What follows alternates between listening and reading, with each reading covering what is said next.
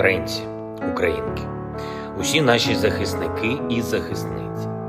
Тепер ми за один крок до початку повноцінної інтеграції з Європейським Союзом. Маємо позитивний висновок Єврокомісії щодо кандидатства для України. І це історичний здобуток усіх, хто працює на нашу державу. Залишилось дочекатися рішення Європейської ради наступного тижня. І я вважаю, що Україна зробила все можливе, щоб і цей крок був позитивним. Рішення вже Європейської ради, тобто лідерів країн ЄС. Україна заслуговує на цей позитив. Українські цінності – це європейські цінності. Українські інституції зберігають стійкість навіть в умовах війни. Українські демократичні звички і зараз не втратили силу. І наше зближення з Європейським Союзом – це не тільки позитив для нас, це найбільший внесок у майбутнє Європи за багато років. Нагадаю зараз тільки одне. Після 24 лютого наша країна приєдналась до європейської енергетичної системи. Наші мережі України та Євросоюзу працюють синхронізовано попри повномасштабну війну. Тобто навіть в одному цьому факті видно одразу все. І професійність наших людей, і силу наших інституцій, і нашу здатність виконувати обіцянки, і величину українського потенціалу. Я хочу підкреслити, що євроінтеграція України – це не щось таке суто політичне, не щось таке відірване від життя звичайних людей. Навпаки, чим ближче ми з іншими європейськими країнами, тим більше можливостей буде у нас, щоб гарантувати усім українцям сучасне, забезпечене життя. Говорив сьогодні з пані президенткою Єврокомісії Урсулою фон дер Ляєн. Подякував їй та усім членам Єврокомісії за лідерство, за сьогоднішнє рішення. Також говорив з президентом Європейської ради Шарлем Мішелем. Координуємо кроки. Я вдячний Шарлю за те, що він відчуває історичне значення цих процесів і для України, і для майбутнього Європи. Сьогодні ж говоритиму з прем'єр-міністром Нідерландів Рютте. Кожну можливість я використовую заради наших інтересів, заради України.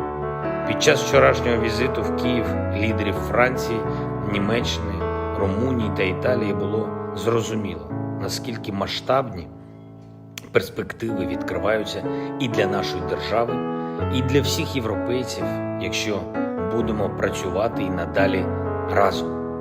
А сьогодні це розуміння стало ще чіткіше. Європейська сила, європейська самостійність і європейський розвиток можна уявити дійсно потужними тільки з України. Цікаво, до речі, як сам хід історії обирає час для вагомих рішень. Уряд України сьогодні ж скасував дію угоди про безвізовий режим з Російською Федерацією. Тепер, з 1 липня, працюватиме візовий режим. Важко переоцінити символізм того, що це відбулося саме сьогодні. Але ніхто не визначав момент спеціально. Це і є хід історії. Росія сама зробила все, щоб зруйнувати будь-які зв'язки з Україною. Ну а ми робимо все, щоб якнайсильнішими були наші зв'язки з Європою. Сьогодні ж відбувся візит Бориса Джонсона в Київ. Це вже другий візит пана прем'єр-міністра Великобританії в нашу столицю від 24 лютого. Переговори позитивні. Обговорили ситуацію на передовій і те, як прийти до нашої перемоги. Я вдячний Борису за лідерство в підтримці України, зокрема і зброєю. Вдячний за те, що ми однаково сприймаємо необхідність безумовного захисту нашої держави. Говорили про гарантії безпеки для України. Коли ми визначимо параметри цих гарантій, вони визначать майбутнє українців, усіх європейців на покоління вперед. Загалом тиждень був максимально корисним для України на багатьох напрямках. І хочу також сьогодні подякувати президенту США Байдену за те, що американська підтримка для України посилюється щотижнево.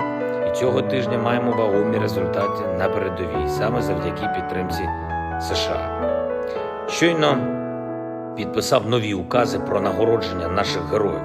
413 учасників бойових дій відзначені державними нагородами, 29 з них посмертно.